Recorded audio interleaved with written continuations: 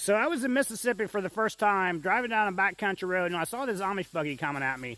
And I was in a car, dressed in English clothes. I rolled down the window and stopped, and the guy stopped, and I said, "Hey, Las Vegas to Pontotoc. Which way is it to Pontotoc?" They're close to Pontotoc or Randolph, Mississippi. And he said, he got this big smile on his face. He said, "Du gehst alle Weg non, bis der Grenzweg, machst links. Gehst aber noch ein Grenzweg, noch ein links, du bist da," or something like that. He gave me directions in Amish without hesitation or asking how come an English looking guy is speaking Amish to him.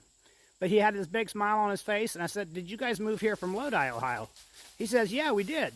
So I told him my last name, and I told him that I had some relatives with that same name in Lodi. He said, "My wife is one of those. That's her last name." He's like, "Well, it was her grandpa's last name." He said, "Go to my house and talk to her." And his name was Joe Yoder Jr., and he sent me to his house to talk to his wife because she was related to me, and he had just met me on the road. And it's the funniest thing I've ever experienced, you know.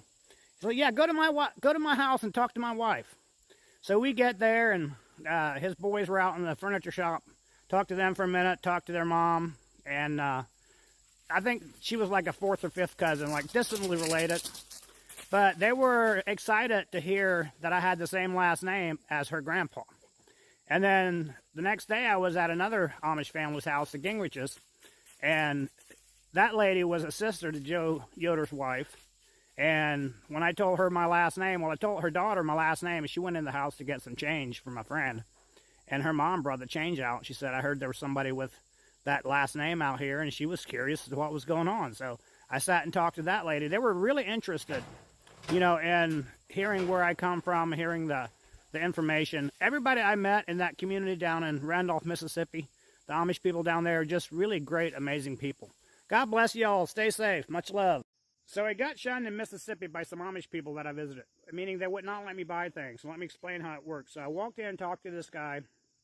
His name was Hustatler, and I'm not sure on his first name. I forget. Noah, Ben, Yuri, Eli, one of those. I don't know. But he was a pretty cool guy until I asked him, was like, "Will you let me buy something?" And he knew I was ex-Amish. He said, "Sure." I said, "I was just curious because I am being shunned." But as I had already set this up there and gotten my $4 out for this cucumber relish.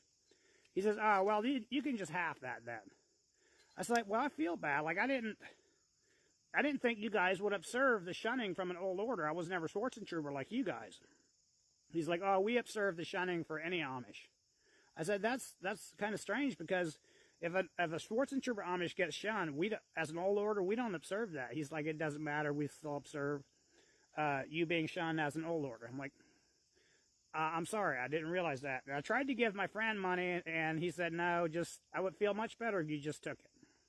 I said, "Well, I can leave it here." He's like, "No, I would feel better if you took it." So he ended up almost forcing me to take this cucumber relish. And it was $4. It's really good. My mom used to make it, and we used to eat it on hot dogs. So good. I've been eating it straight out of the jar. So God bless you, Mr. Hustatler, and thank